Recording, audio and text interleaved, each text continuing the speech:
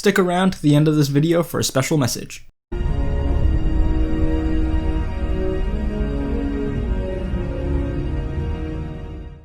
Before Shelob was in the Lord of the Rings trilogy, there was another significant spider who appeared in the Silmarillion. Though she is known to have taken that form that we've all seen her in, she is not actually a spider, but something else. What she is exactly is unknown, but it seems she may have been a Maya corrupted by Morgoth, also known as Melkor. Ungoliant had mated with other spiders in Gorgoroth and had many children, and the last of her children was Shelob.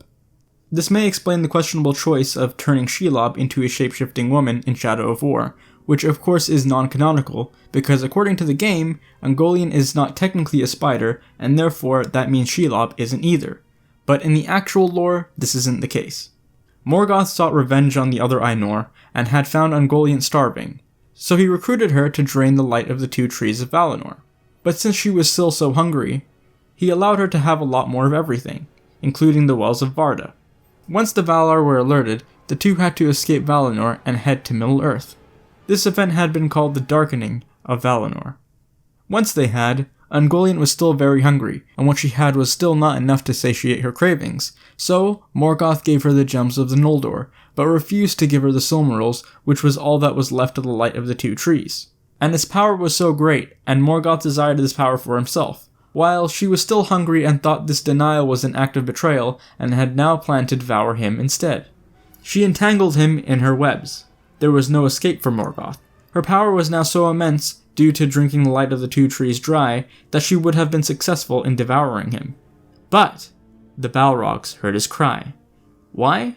Because as the text states, the cry of Morgoth in that hour was the greatest and most dreadful that was ever heard in the northern world.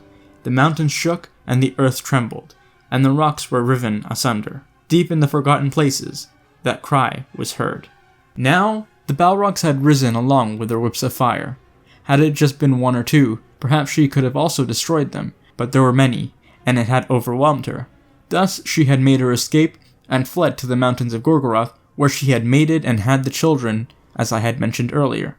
But what happened to her later on? Why are there no more recounts of her story? Did she die?